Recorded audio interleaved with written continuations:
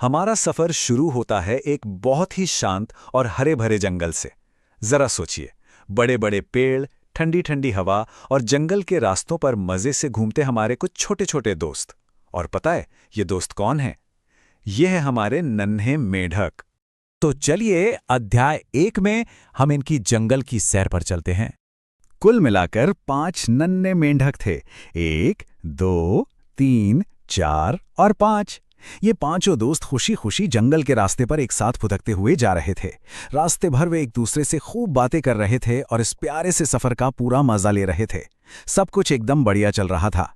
लेकिन तभी आता है अध्याय 2, गहरा अंधेरा गड्ढा। अचानक उनकी इस शांति भरी सैर में एक बहुत ही चौंकाने वाला मोड़ आ गया। बेचारे मजे से उछल कूद कर रहे थे कि तभी अचानक उनका पैर फिसला और धड़म, उन 5 में से 3 नन्हे दोस्त सीधे एक बहुत गहरे और बड़े से गड्ढे में जा गिरे। अब सिर्फ 2 दोस्त ही ऊपर सुरक्षित बचे थे। अब जो 2 मेंढक ऊपर थे वो एकदम घबराकर नीचे झांक रहे थे, और जो 3 बेचारे नीचे गिर गए थे वो बेबसी से ऊपर देख रहे थे। लेकिन आपको क्या लगता है, उन्होंने हार मान ली? बिल्कुल नहीं। उन्होंने तुरंत बाहर निकलने के लिए पूरी ताकत से छलांग लगाना शुरू कर दिया। वो किसी भी तरह अपने दोस्तों के पास वापस जाना चाहते थे। पर परेशानी ये थी कि वो गड्ढा सच में बहुत ज्यादा गहरा था और बाहर आना बिल्कुल भी आसान नहीं था। और यहीं से शुरू होता है अध्याय 3, संदेह की आवाजें। अब ऊपर बैठे दोनों मेंढकों को उनका हौसला बढ़ाना चाहिए था, है ना? लेकिन इसके बजाय उन्होंने नीचे चिल्लाकर कहा कि अरे, ये गड्ढा तो बहुत बड़ा है, तुम कभी बाहर नहीं आ सकते, इसलिए कोशिश करना बिल्कुल बेकार है। अब आप ही सोचिए, जब कोई मुसीबत में हो और उसे ऐसी बातें सुनने को मिलें तो उसे कैसा लगेगा? और हुआ भी वही। उन निराशा भरी बातों का बहुत ही बुरा असर हुआ।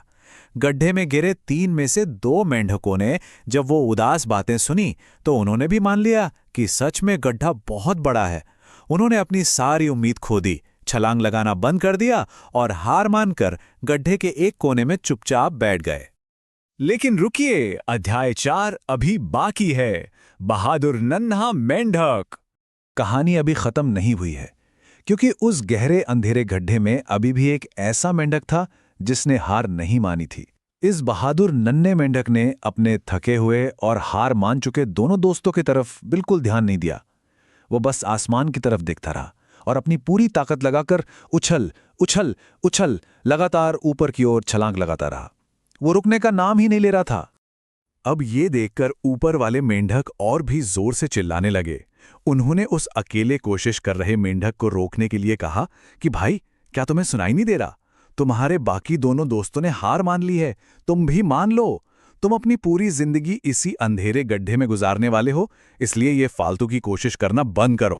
लेकिन पता है क्या, इस नन्हे मेंढक ने ऊपर से आ रही उन सभी डराने वाली आवाजों को पूरी तरह से अनसुना कर दिया। उसने अपना ध्यान जरा भी नहीं भटकने दिया।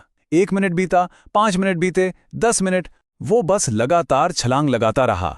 और आखिरकार 15 मिनट की उस जबरदस्त मेहनत के बाद उसने एक बहुत ही लंबी छलांग लगाई और सीधे गड्ढे से बाहर सुरक्षित जमीन पर आ गया। अब आते हैं अध्याय 5 पर, जहां ये बड़ा रहस्य खुला। जब वो बहादुर मेंढक सुरक्षित बाहर आ गया तो ऊपर वाले बाकी सभी मेंढक एकदम हैरान रह गए। जरा सोचिए, जब हर कोई कह रहा था कि बाहर निकलना नामुमकिन है, तो ये छोटा सा मेंढक कैसे बच निकला?